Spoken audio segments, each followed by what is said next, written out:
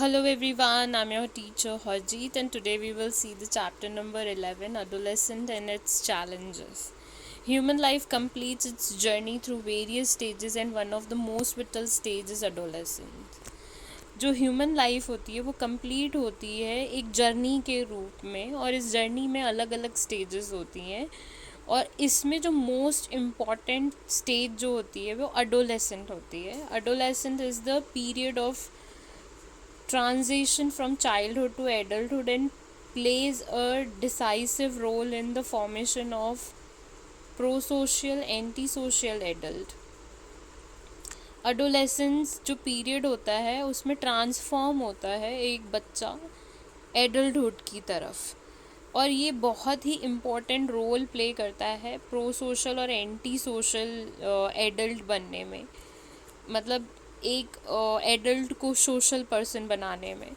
All of us undergo this stage से हर कोई गुजरता है, which possess many challenges and is full of experiment. ये जो एज होती है उसमें बहुत ही सारे चैलेंजेस फेस करने पड़ते हैं, और ये फुल ऑफ एक्सपेरिमेंट से भरी भी होती है। At the same time it demand adjustment on many front, और इसके साथ ही ये डिमांड करती है बहुत सारे एडजस्टमेंट को।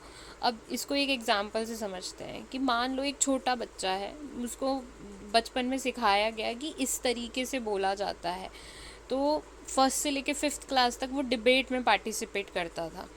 तो जिस तरीके से वो बचपन में बात कर रहा है, बोल रहा है, या डिबेट्स में बोल रहा है, जब वो अडोलरेंस में आता है, अडोलेसेंट एज में आता है, अगर वो उसी तरीके से बात करता है तो वो चलेगा नहीं। वहाँ पर बच्चे को एडजस्टमेंट करने पड़ेंगे। जिस तरीके से वो पहले खाता पीता था, अब अडोलेसेंट एज में उसको थोड़े चेंजेस करने पड़ेंगे।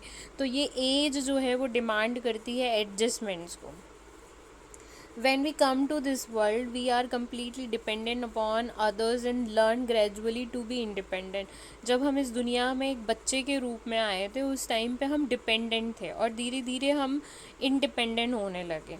हम पहले जो मदर होती है वो सारे काम करती है बच्चे के, बाद में धीरे धीरे बच्चा अपने काम खुद करने लगता है। In India the adolescent do most of work themselves, but the final decision gradually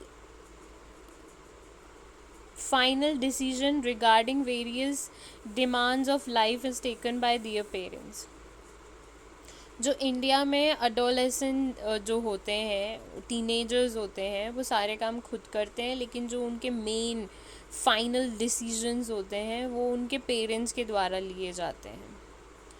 for example कि मान लो किसी कोई adolescent wishes to enjoy movie, उसको मूवी इन्जॉय करनी है, बट उसका पेरेंट्स उसको फोर्स करेगा कि नहीं, तुम्हें पहले अपनी स्टडी कंप्लीट करनी चाहिए।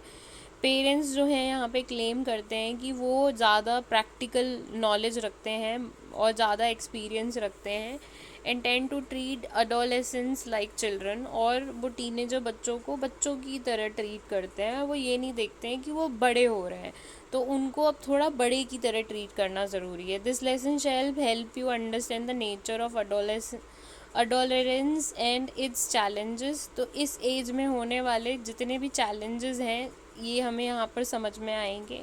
मेजर टास्क क्या होते हैं जो एक टीनेजर को फेस करने पड़ते हैं, the influence that shape their personality, और समाज में घर वालों से कैसे इन्फ्लुएंस होके उनकी पर्सनालिटी क्रिएट हो जाती है, and some of the important problem face by the adolescents, और जो मेन प्रॉब्लम एक टीनेजर को फेस करने पड़ते हैं उसके बारे में हम लोग इस चैप्टर के अंदर पढ़ने वाले हैं।